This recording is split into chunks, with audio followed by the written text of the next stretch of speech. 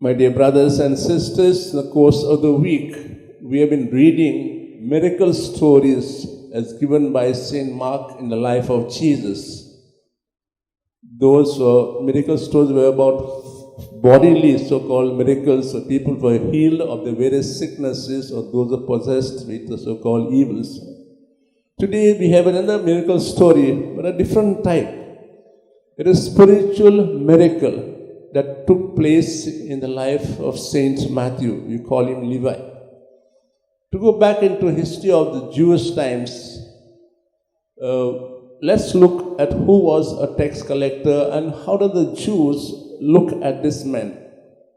Matthew was a tax collector, a Jew, but he worked for the Romans. Already a rift between a Jew and Matthew.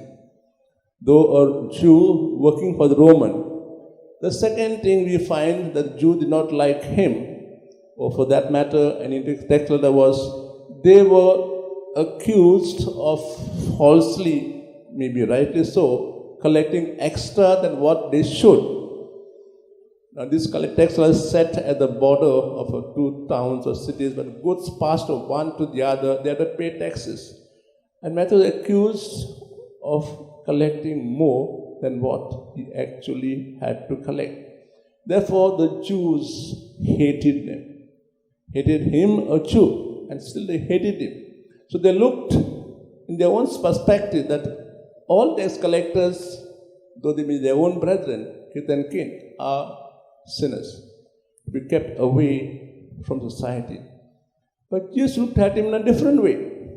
He sees him, first of all, as a human being first, trying to earn his livelihood by doing this work.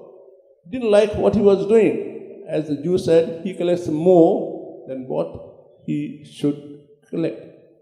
But yet Jesus said a different plan for him to give up this so-called job of tax collector and do something better. And as he passed that way, don't forget, many people passed that side.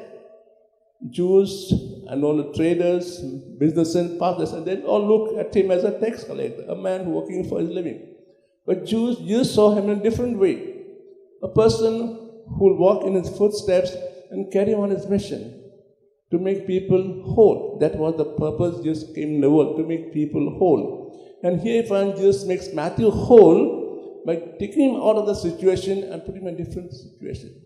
So Jesus calls him, come, he says, follow me. Matthew, without looking behind at the money he had on the table there, just leaves all that he has and follows him. How do we look at people? Do we look with our own perspective, with our own bias, or do we go beyond what is in our mind? Perhaps today's text maybe will help us reflect on this so-called our look towards people, our attitude towards them. Do look them with a biased mind, do look them as our own brothers and sisters who have got their own future, and what they may be doing may be wrong, maybe at their fault. But then let's look at people, at human beings, with the eyes of God.